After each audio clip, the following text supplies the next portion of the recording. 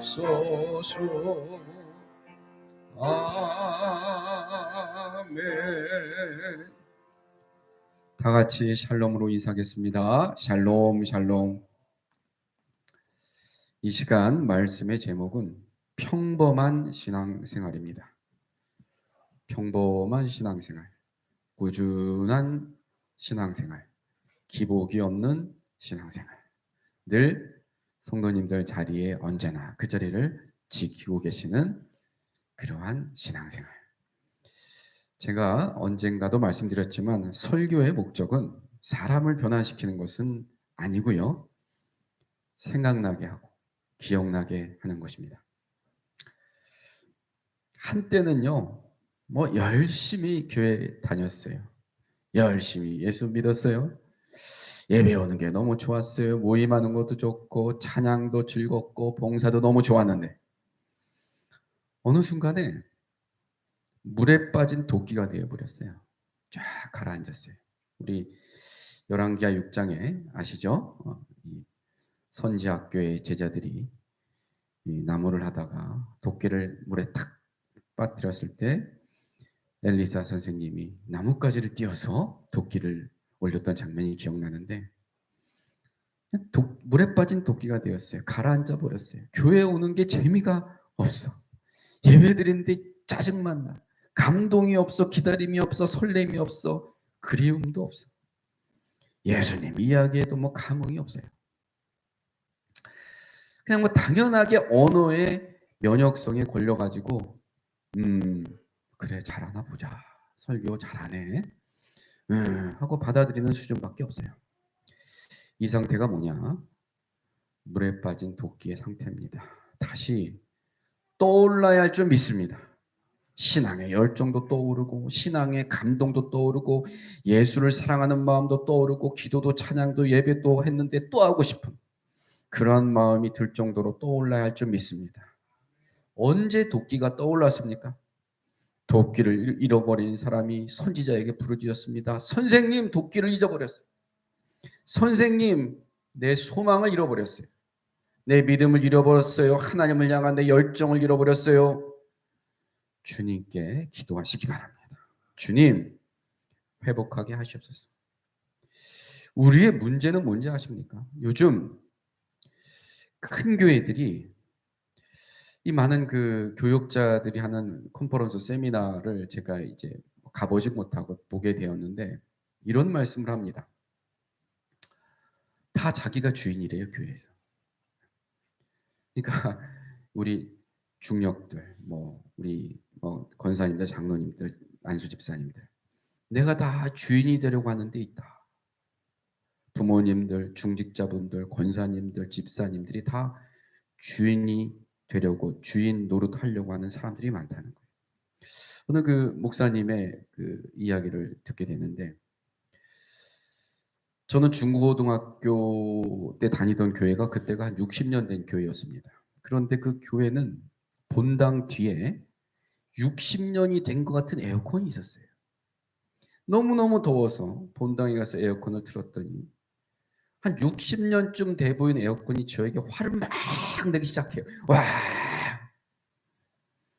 에어컨이면 찬바람이 나와야 하는데 히터, 뜨거운 바람이 나와요. 아시죠? 오래된 에어컨이 와 소리 지르면서 히터가 나와요. 그래서 그랬대요. 아니, 지사님, 전사님, 본당 뒤에 에어컨 틀어보셨습니까? 아니, 왜 그런 고장난 에어컨이 뒤에 있는 겁니까? 그 에어컨 옆면에는 그 에어컨을 기증한 장로님의 성함이 써 있단다. 피어나가 거기 있는 거를 여기로 옮기지도 못합니다. 교회에는 주인이 너무 많습니다. 심지어는 새로운 신자가 왔어요. 아무것도 모르고 본당의 자리에 이렇게 앉아 있으면 가서 툭툭툭 칩니다. 여기 내 자리라고. 여기 내가 30년 동안 내가 앉아서 예배 드린 자리라고. 세상에. 그리스도께서 피로 사신 새 형제가, 새 자매가, 새 신자가 왔는데 가라고 밀어내고 내 자리라고. 내가 흥해야지. 너는 쇠하고. 새로 왔잖아. 너는 새로 왔잖아. 나는 30년을 이 교회를 섬겼어. 너는 쇠해야지 그럼? 이렇게 생각하는 거예요. 우리의 문제가 바로 여기에 있습니다. 내가 주인 되려고 하는 신앙. 이게 어떻게 하나님을 기쁘게 하는 신앙입니까? 그리고 이것이 꾸준한 믿음 생활이 되는 신앙이겠습니까? 오늘 저는 우리가 잘 아는 에녹에 대한 이야기를 하려고 합니다. 우리의 생은 그냥 평범한 날로 이어져요. 평범한 날로 쌓이고 평범한 날들로 계속 채워집니다. 그러다 보니까 오늘이 벌써 올해 절반이 지나고 하반기를 시작해요. 어떻게 6개월이 지나가는지 모르겠어요. 그냥 그렇게 채워졌어요. 그러므로 하나님 앞에서 한 생을 어떻게 살았느냐 하는 것은 정말 그 수없이 반복되는 평범한 날들로 이야기되는 것이지, 뭐 특별한 날을 놓고 인생을 어떻게 살았느냐 평가하는 것은 논리적으로 맞지가 않습니다.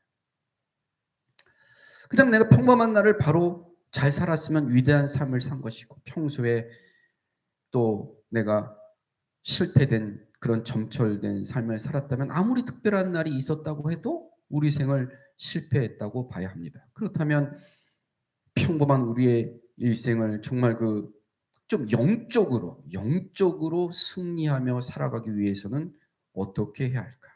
특별히 오늘 에녹의 삶을 통해서 비결을 한번 찾아보도록 하겠습니다. 에녹은 아담의 7대 손입니다. 7대 손이에요. 그리고 아담의 자손 중에는 경건한 자들이 있고 육에 빠져 사는 자손들이 있죠. 성경은 그것을 계보를 나눠서 기록을 합니다. 특별히 에녹은 아담의 자손 중에 경건한 자들의 계보에 속합니다. 창세기 5장에는 가인과 같은 부류의 사람들은 싹 빼고 하나님을 섬긴 조상들만의 이름을 열거한 계보가 나옵니다. 에녹에 대해서 성경은 그냥 특별한 내용을 기록합니다. 오늘 24절 말씀이에요.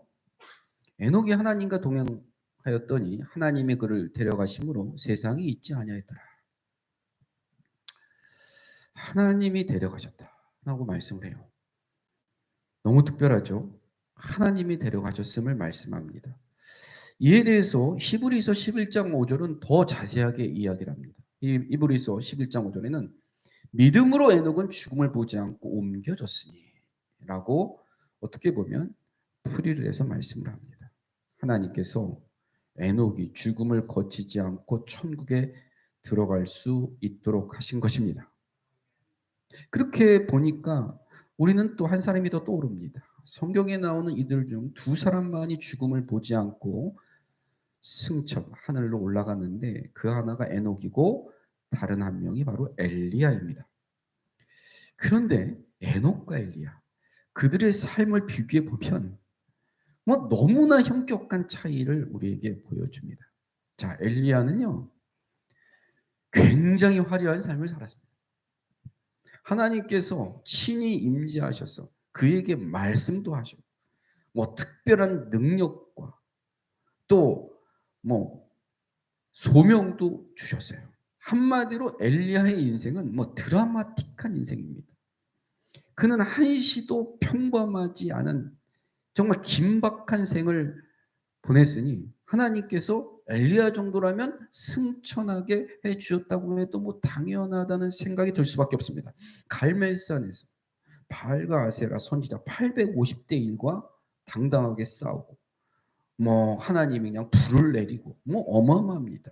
그러니까 뭐 그래 엘리야는 하늘로 올라갈 수 있어. 하지만 에녹은 생에서 특별한 하나님의 계시가 뭐 나타나지도 않았고 이적 또한 없었으며 하나님이 특별한 소명을 주신 것도 아니었고 오늘 말씀을 보니까 자녀를 낳았다 라는 이야기만 이어져요. 그냥 자녀를 낳았다는 내용밖에 없습니다. 오늘 뭐 21절이 이렇게 시작을 해요. 에녹은 65세 무두셀라를 낳았습니다 라고 시작이 되는 게 에녹이에요. 이 얘기는 한마디로 우리와 똑같습니다. 우리도 자녀를 낳고 삽니다. 그냥 우리와 똑같은 평범한 인생입니다 라는 이야기를 하는 겁니다. 자, 오늘 창세기 5장에서 특별한 내용을 에녹에 대해서 말씀하셨다고 했는데 처음에는 하나님이 데려가셨다고 말씀하셨고 두 번째는 하나님과 동행했다라고 얘기를 하죠. 하나님과 동행하였다. 성경에서 하나님과 동행했다는 기록이 또 딱 두 사람이 나옵니다. 공교롭게도 두 사람이 나오는데 바로 에녹과 노아입니다. 노아 대단하죠. 그런데 이 두 사람의 삶을 비교하면 또 상당한 차이가 있어요. 네. 노아 하나님이 직접 그를 친히 찾아오셔서 말씀하셨고 방주 짓도록 명령하셨고 설계도 다 줬어요. 그리고 120년 동안 세상 사람들에게 심판이 다가온다고 선언하게 하셨고 나중에는 홍수를 피하게끔 방주 안으로 다 들이셨습니다. 그렇기 때문에 노아는 평생 하나님과 동행하지 않을 수 없었습니다. 그의 인생은 그만큼 특별했으므로 당연히 노아가 하나님과 동행한 것은 당연하게 보입니다. 그러나 에녹에 대한 기록은 오늘 말씀이 에녹이 하나님과 동행하였다. 하나님과 동행했다는 말씀 외에는 자녀를 낳았다라는 말씀밖에 없어요. 그냥 무슨 말이냐면 자녀를 낳았다는 말은 가장으로 하면서 벌어먹여 살리고 평범한 인생을 살았다는 것을 뜻합니다.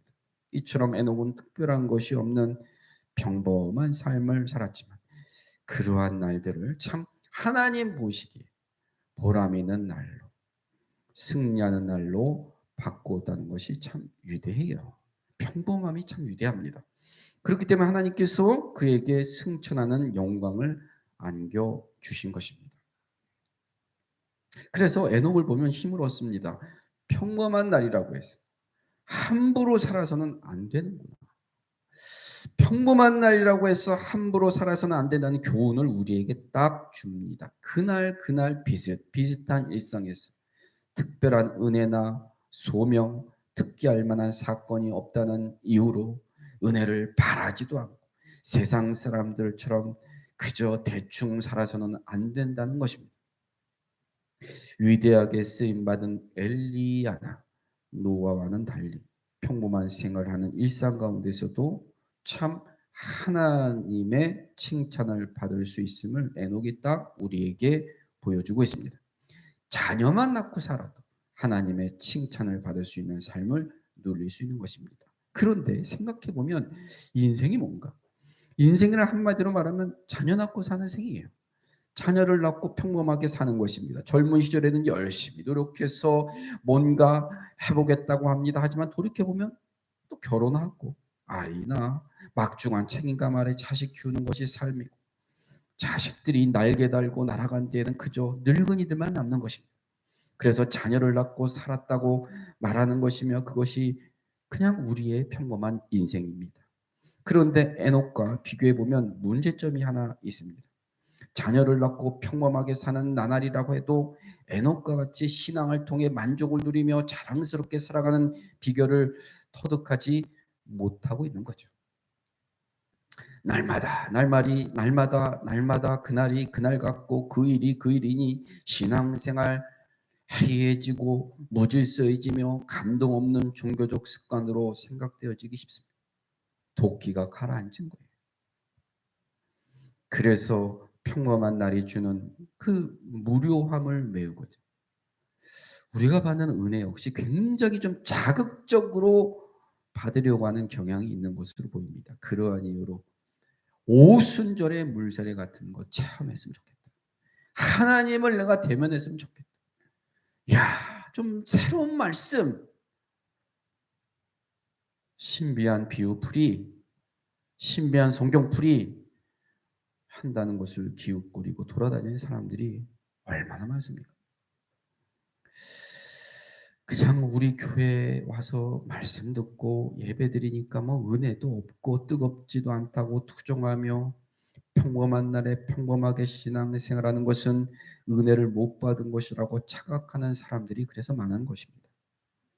뭐 어떤 식으로 무엇인가 나에게 확 좀 닿는 것이 있어야 신앙생활 좀 맞들어지게 하고 제대로 하는 것으로 느끼고 그거 없으면 하나님도 좀 멀리 계신 거. 내 신앙이 주저앉았다고 여깁니다. 물론 자극이 나쁘다는 것도 아니고 필요 없다는 것도 아닌데, 그러나 기본적인 신앙 생활은, 예배 생활은, 교회 생활은 아주 소홀히 여기면서, 어쩌면 가장 중요한 하루의 삶을 뒷전으로 미룬 채 좀 뜨거움, 자극만을 찾는 것은 좀 대단히 위험하기도 합니다. 성경이나 기독교 역사 그리고 신앙생활을 오래 한 선배들의 일대기를 통해서 배울 수 있는 것이 있습니다. 노아나 엘리야에게 주신 하나님의 은혜가 너무 특별하긴 해요. 자, 노아나 엘리야에게 주신 하나님의 은혜가 특별할수록 그 은혜의 기간은 짧아요. 그리고 빈도수 또한 약하다는 거 성경을 통해 알 수 있습니다. 그 은혜 기간이 길지도 않고 계속 일어난 것이 아니에요. 굉장히 은혜가 특별할수록 은혜의 기간이 짧고 빈도수 또한 약하다는 것을 성경을 통해 알 수 있습니다. 날마다 그런 은혜가 있는 것이 아닙니다. 한번 그런 은혜가 있었다고 해서 또 평생 계속되는 것도 아닙니다. 우리가 정말 잘 기억해야 할 것은, 과거에 받은 은혜가 있으면 그것을 잘 기억하고 그 은혜 안에서 매일같이 펼쳐지는 평범한 날을 어떻게 살 것인가를 찾는 것이 바른 모습이 아니겠습니까? 그렇다면 에녹에게 배워야 할 것은 무엇인가? 오늘 24절 말씀, 하나님과 동행하였다라는 말씀이에요. 하나님과 동행하는 것을 배워야죠. 에녹을 성경에 보니까 300년 동안 하나님과 동행하였다 말합니다. 300년 동안 동행하였다. 성경은 또 하나님께 동행한 두 유형의 사람을 보내줍니다. 하나님과 동행한 두 유형의 인생의 삶을 보여주는데, 첫 번째 유형이 요셉이에요. 요셉. 창세기 39장에 보면 여호와께서 요셉과 함께 하셨다라는 말씀이 나와요. 하나님께서 요셉과 함께 하셨다. 반복해서 기록을 해요. 두 번째 유형이 에녹과 노아입니다. 에녹이 하나님과 동행했고, 창세기 6장 9절에 보면 노아가 하나님과 동행하였다라는 말씀이 나와요. 여호와께서 요셉과 함께 하셨다. 에녹이 하나님과 동행하였다. 노아가 하나님과 동행하였다. 근데 좀 틀려요, 이게. 왜 틀리냐면 잘 보세요. 그렇다면 하나님이 요셉과 함께 하셨다와 에녹이 하나님과 동행했다의 차이점이 무엇입니까? 굉장한 큰 차이점이죠. 하나님이 요셉과 함께 하셨다. 에녹이 하나님과 동행했다. 요셉의 경우는 주도권을 먼저 누가 쥐었어요? 하나님께서 먼저 주도권을 쥐고 어린 요셉에게 친히 찾아오셔서 그를 떠나지 않은 것이고, 에녹의 경우는 에녹 편에서 하나님과 동행하고 함께 거니기를 힘쓴 겁니다. 하나님이 내가 틀려요. 따라서 요셉과 에녹을 비교해 보면 하나님께서 친히 찾아온 요셉보다는 내가 하나님을 찾아가 동행한 에녹이 좀 더 성숙한 신앙생활의 모습을 보여준다라고 우리는 이성적으로 생각할 수 있습니다. 내가 먼저 사람 편에서 하나님과 동행하기를 원했고 정결을 사모한 행동을 한 것이다. 그러한 점에서 에녹이 보여주는 동행했다, 이 굉장히 위대한 의미를 갖고 있습니다. 에녹에게 있어서 하나님과 동행했다는 그 말은 아주 독특한 위치를 갖는 것입니다. 우리 창세기 5장 앞에 4절 5절 한번 보겠습니다. 4절. 아담은 셋을 낳은 후 800년을 지내며 자녀들을 낳았으며 그는 930세를 살고 죽었더라. 성경의 기록이 이와 같아요. 아담은 셋을 낳은 후 800년을 자녀들을 낳고 살았으며 그는 930세를 살고 죽었더라. 이어지는 셋에 대해서도 에노스에 대해서도 마찬가지입니다. 다른 이들에 대해서는 그냥 이렇게 기록해요. 보셨죠? 몇 살에 아이를 낳고 몇 살까지 살고 죽었더라 이렇게 이어져요. 네. 그냥 이게 이어져요. 단순하게. 뭐 이런 기록을 뭐라 적었을까 할 정도로 그냥 평범하게 이루어져요. 몇 년 동안 자녀를 낳고 살았으며 몇 살까지 살고 죽었더라라는 설명이 끝납니다. 그런데 에녹에 대해서는 독특하게 추가되는 내용이 있습니다. 오늘 22절 말씀 보세요. 22절 무두셀라를 낳은 후 300년을 하나님과 동행하며 자녀들을 낳았으며 독특하게 또 추가되는 내용이 있습니다. 자녀들을 낳았다는 표현 앞에 무슨 말이 있어요? 하나님과 동행했다는 말이 딱 에녹 앞에 있어요. 그냥 다른 사람 낳고 죽었다. 그냥 하나님과 동행했다는 구절이 먼저 나옵니다. 수많은 사람들이 자녀를 낳고 가정을 돌보며 살다가 평범하게 죽었지만 에녹만큼은 그 무엇보다 먼저 하나님과 동행하는 생활을 했다는 말입니다. 그런 면에서 참 에녹이 위대한 사람이에요. 동행한다는 말 너무 좋아요. 참, 야, 요즘 삶이 외롭잖아요. 힘들어요. 근데 나와 참 즐거운 마음으로 함께 동행한다. 같은 길을 걷는다. 참 얼마나 부러운지 몰라요. 그래서 동행한다는 말을 보면 원래 산책한다는 말이 들어있어요. 산책한다. 둘이 교제하면서 즐거운 이야기를 나누면서 숲을 함께 거닌다는 말입니다. 특별히 에녹이 하나님과 이 전치사가 있습니다. 에녹이 하나님과라고 표현된 부분에서 히브리어로 쓰인 즉 에트라는 전치사는 성경에서 단 2곳만 또 등장합니다. 에녹과 노아에게만 쓰여요. 하나님과는 친교를 의미하는 전치사입니다. 그래서 하나님과 동행했다는 말은 에녹이 하나님과 함께하는 것이 너무 좋아서 즐기면서 즐거운 대화를 나누면서 300년간 즐거운 산책을 하였다라는 말입니다. 에녹은 이렇게 그러면 어떻게 그토록 오랫동안 매일매일 하나님과 즐기며 산책하며 살 수 있었을까? 하나님께서 에덴 동산에 아담을 찾아오셨듯이 특별히 에녹을 찾아오셨기 때문에 하나님이 어떻게 나 같은 부족한 사람을 찾아보셨을까? 너무나 황송하게 여긴 에녹이 하나님과 하루 종일 숲속을 거닐기도 하고 그분과 대화하며 지냈을 것입니다. 하나님을 좋아하는 에녹은 하나님과 만나면 시간 가는 줄 모르고 매일매일 평범한 날들을 즐겁게 살았어요. 바로 이것이 에녹이 평범한 날을 승리로 이끈 비결입니다. 또한 동행했다는 표현은 에녹이 하나님을 기쁘시게 하는 생활을 했다는 말이에요. 그렇죠. 기쁘겠으니까 즐거운 동행이 되는 것이죠. 마음이 안 맞아. 그럼 동행이 안 되죠. 마음이 맞지 않으면 같이 갈 수가 없어요. 동행이 안 됩니다. 그분이 좋아하시는 일에 정말 순종하는 생활을 한 것입니다. 아모스 3장 3절 말씀에 보면 두 사람의 뜻이 같지 않은데 어찌 동행하겠느냐라는 말이 나와요. 그 말씀은 에녹의 경우에 그대로 적용이 되는 거예요.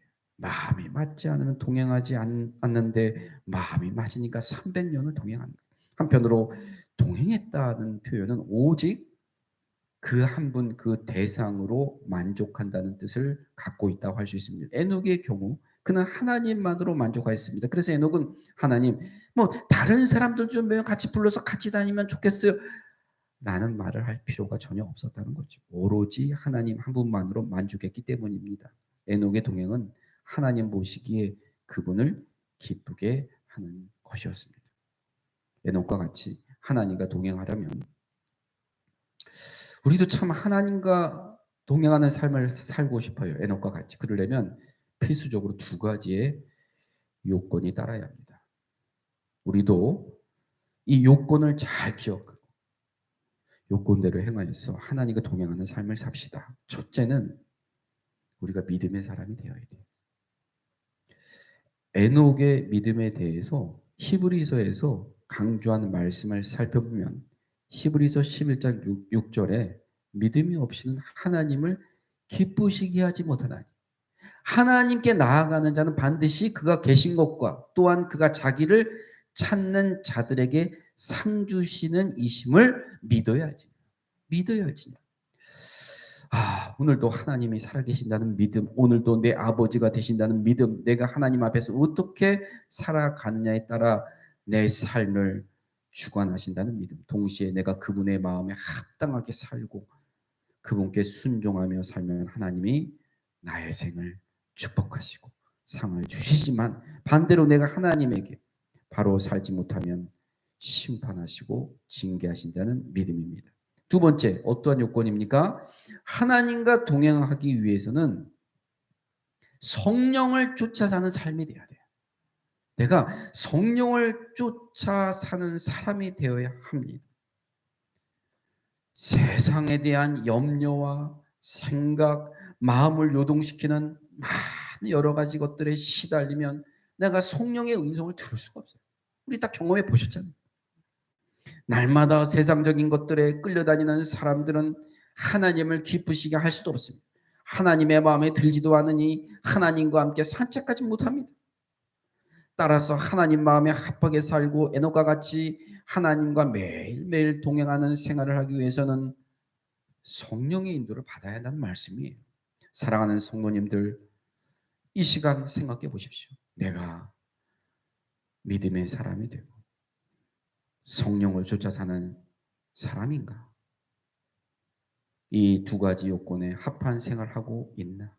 믿음을 가지고 하루하루를 시작합니까? 나의 심령, 나의 양심은 성령의 음성에 과연 얼마만큼 민감하고 그의 세심한 주의를 기울이고 있습니까?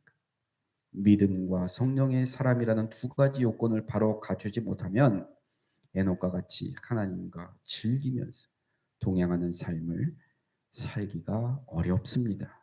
그러므로 평범한 하루하루가 지겨운 거예요. 지겨워질 것이고 나중에는 이것이 영적으로 힘을 잃게 만들어서 잘못하면 나 예전에는 신앙생활 열심히 했는데, 나 학생부 회장도 했었는데, 새벽기도도 갔었는데 그런 사람 많이 보거든요. 격길로 빠지게 됩니다. 그래서 이 시간 하나님과 동행하기 위한 구체적인 방법을 몇 가지 제안합니다. 하나님과 동행하기 위한 구체적인 방법, 첫 번째, 하나님과 단둘이 만나는 시간을 매일 구별하자. 하나님과 단둘이 만나는 시간을 매일 구별하자. 믿음으로 산 사람들은 이에 대한 가장 좋은 시간을 이른 아침으로 이야기를 많이 해요. 형편에 따라 안 되는 경우도 있습니다만 이른 아침부터 하나님을 만나 동행하고 하나님과 마주하는 조용한 시간을 통해서 그분을 기쁘시게 하는 사람으로 출발하는 것이 좋습니다. 그렇죠? 아침에 내가 잠자리에 일어나든 새벽 기도로 오든 오늘 하루를 곰곰이 생각하고 하나님께서 오늘 하루도 평안한 삶, 또 내가 바라고 원하는 모든 생각하는 것들이 아름다운 열매가 맺혀지길 원하는 복된 자리에 서기를 기도하셔야 될 줄 믿습니다. 두 번째, 하나님께서 기뻐하실 것을 침묵하며 좀 생각해야 돼요. 하나님께서 기뻐하실 것을 침묵하며 생각하자. 그러면 내가 이제 시간을 정했어요. 나는 언제 이제 하나님과 구별돼서 만나는 시간을 정했다. 그럼 정한 시간에 조용히 입을 다물고 생각을 먼저 해보는 훈련을 쌓으면 좋겠어요. 5분이든 10분이든 먼저 조용히 하나님을 생각하는 시간을 가지십시오. 정말 치밀어 오르는 나의 소리를 죽이고 마음을 고요히 가라앉히시길 바랍니다. 주의 음성을 듣기 위해서 욕처럼 손으로 입을 가리십시오. 주님은 내게 말씀하시고 내게 말씀하시고자 너 좀 잠잠히 해. 침묵을 요구하실 때도 많이 있습니다.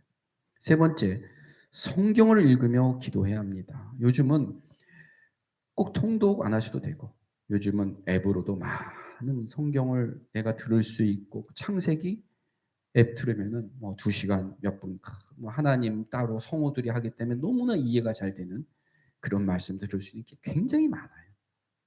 그런 도구들, 자료도 많고. 성경을 읽으며 기도해야 합니다. 뭐 내가 오늘 목사님 말씀 듣고 그래 오늘부터 내가 순서대로 일독하겠다. 이렇게 형식적으로 읽어간다면 유익을 얻지 못할 때도 있습니다. 따라서 성경을 읽을 때는 가능하면 좋은 자료를 이용해서 그날 나에게 꼭 필요한 말씀을 얻을 수 있으면 좋겠습니다. 그렇게 해서 깊이 묵상한 후에 기도하는 시간을 가지면 좋겠다. 그리고 이제 하나님이 기뻐하시는 일을 좀 행동으로 옮겨야 됩니다. 말이 아닌 행동으로 옮겨야 됩니다. 아침 묵상을 통해서 하나님 앞에 순종해야 하겠다는 마음이 생겼으면 그분이 기뻐하신 일을 실천하면 돼요. 오늘의 삶 속에서 나의 이웃에게 복음 전하는 것이 하나님을 기쁘시게 하는 것이라는 생각이 든다면 그대로 행동에 옮기시기 바랍니다.